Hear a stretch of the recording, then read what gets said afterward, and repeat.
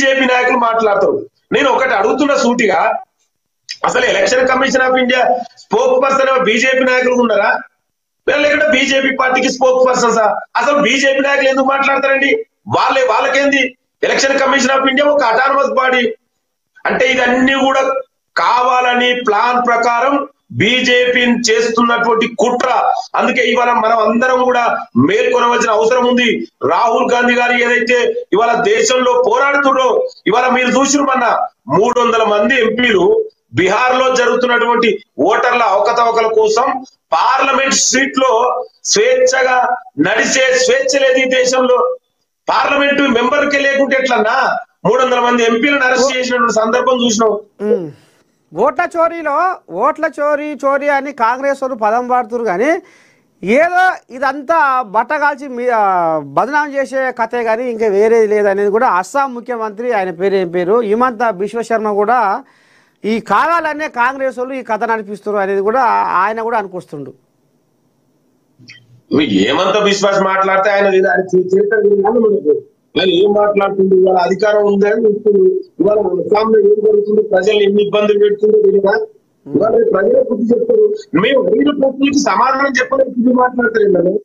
ఇవాళ శత్రురాల్ అనే వ్యక్తికి 70 సంవత్సరాలు ఎట్లా ఓటుంది? ఇవాళ మురళీదేవి అనే వ్యక్తికి ఏ విధంగా, ఇవాళ మింటాదేవి 124 సంవత్సరాలు ఉన్న మహిళకు ఓటు హక్కు ఉంది, దానికి సమాధానం లేదు. శ్రీవాత్సకు ఏ విధంగా బల్క్ ఓట్లు ఉన్నాయి, దానికి సమాచారం లేదు. ఇవాళ గుర్మీత్ సింగ్ దంగాకు ఏ విధంగా ఓట్లు ఉన్నాయి, దానికి సమాధానం లేదు. విశాల్ సింగ్ కు ఈ విధంగా వారణాసిలో ఓటు ఉంటది, ముంబైలో ఓటు ఉంటది, బెంగళూరులో ఓటు ఉంటది, దీనికి సమాధానం లేదు. ఇవాళ ఏ విధంగా ఈవినింగ్ 5 గంటల తర్వాత పోలింగ్ పర్సెంటేజ్ ఎందుకు పెరుగుతుందంటే దానికి సమాచారం లేదు. ఇంకొకటి, ఒకప్పుడు బ్యాలెట్ ఓట్లు ఉన్నప్పుడే మనకు పోలింగ్ పర్సెంటేజ్ ఎంత అయిందనేది తెలిసేది. ఇవాళ ఇంత ఎలక్ట్రానిక్ టెక్నాలజీ యుగంలో పోలింగ్ ఎంత అయిందని తెలుసుకోవడానికి వారం రోజులు ఎందుకు పడుతుందన్నా? Election commission of India 5 days 4 days తర్వాతనే మనకు పర్సెంటేజ్ చెప్తున్నారు. అంటే అంత సమయం దేనికోసం తీసుకుంటారు మీరు? అంటే మీరు ఏం చేయాలనుకుంటారు? సో ఇవన్నీ దీనికి సమాధానం చెప్పలేక దాటవేసే ధోరణిలో ఇష్టం ఉన్నట్టు మాట్లాడితే అసలు ఇవాళ జరుగుతుంది. ఎలక్షన్ కమిషన్ ఆఫ్ ఇండియా మాట్లాడాలి కదా, మీరు ఎందుకు మాట్లాడుతున్నారు? మీరేమన్నా ఒక్కలా ఉంచుకున్నారా ఎలక్షన్ కమిషన్ ఆఫ్ ఇండియా? చెప్పమనండి మరి. Election commission of India BJP నాయకులు ఎలక్షన్ కమిషన్ ఆఫ్ ఇండియా తరఫున మాట్లాడతారని ఎలక్షన్ కమిషన్ ఆఫ్ ఇండియా ఒక అఫిడవిట్ ఇవ్వండి. ఇవాళ దేశంలో ప్రజాస్వామ్యం కూని అవుతుంది, మర్డర్ అవుతుంది. ఇవాళ నేను సుప్రీంకోర్టును కూడా రిక్వెస్ట్ చేస్తున్నా, సుమోటోగా కేసులు తీసుకోవాలి. ఇది చాలా చిన్న విషయం కాదన్నా. ఒక రాహుల్ గాంధీ గారికో కాంగ్రెస్ పార్టీకో సంబంధించిన సమస్య కాదు, ఒక రాజకీయ సమస్య కాదు, దేశ ప్రజలందరి సమస్య, మనందరి సమస్య. మన ఓటింగ్ రైట్ ఇది, మన రాజ్యాంగ రైట్ ఇది, ప్రజాస్వామ్య హక్కు ఇది. దీని కాలరాస్తున్నారు బీజేపీ నాయకులు.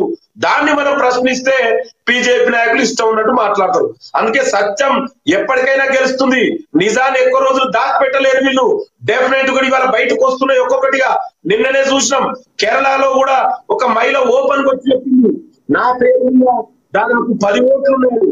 అరే ఇంకా చాలా ఎక్కువ, మీరు వెయిట్ చేయండి. ఇవాళ బీజేపీ నాయకులు ఒక మహదేవ్పూర్ అసెంబ్లీలో బీహార్ ఒక లోక్సభలో దీనికే ఇంత జరిగితే రేపు దేశం మొత్తంలో జరిగినటువంటి డేటా అంతా బయటకు వస్తుంది. ఆగండి, మీరు చేసినటువంటి ఘనకార్యం బయటపడుతుంది. ఇప్పటికైనా నేను దేశ ప్రజలకు కూడా విజ్ఞప్తి చేస్తున్నా, తెలంగాణ ప్రజలకు కూడా, మనందరం కూడా రాహుల్ గాంధీ గారు ఏదైతే ఈ రాజ్యాంగాన్ని రక్షించడం కోసం, ప్రజాస్వామ్యాన్ని రక్షించడం కోసం ఇవాళ ముందున్నారో, మన అందరం కూడా రాహుల్ గాంధీకి సపోర్ట్ ఉండి మన రాజ్యాంగాన్ని రక్షించుకుందామని తెలియజేసుకుంటున్నాం. మరి ఇప్పుడు రాంగా పోగా లాస్ట్ కు ఇంకా ఏం ఉపాయం చేయబోతున్నారు? మరి ఇప్పుడు అరెస్టులు చేసిర్రు, మీరు అడుగడుగునా మీ నాయకులు, మీ కాంగ్రెస్ నాయకులు ఆ దిష్టి బొమ్మలు, మోడీ దిష్టి బొమ్మలు తగలబెట్టుడు చేస్తున్నారు. ఇంకా రేపు మీ కార్యాచరణ ఇంకా ఏ రకంగా ముంగడిపోబోతుంది ఈ ఓట్ల చోరీ మీద? నేను అదే చెప్తున్నా, ఇది ఒకరి సమస్యనో రాజకీయ సమస్యనో కాదు, ఇది దేశ ప్రజలందరి సమస్య. డెఫినెట్ కూడా ఇవాళ ఇంటింటికి తీసుకుపోతాం, ప్రతి పౌరుడికి తెలియజేస్తాం. ఈ దేశంలో BJP, election commission of India రెండు కూడా కలుపుకొని ఏ విధంగా ప్రజాస్వామ్యాన్ని కూలీ చేస్తున్నారో ఇవాళ దేశ ప్రజలందరికీ వివరిస్తాం.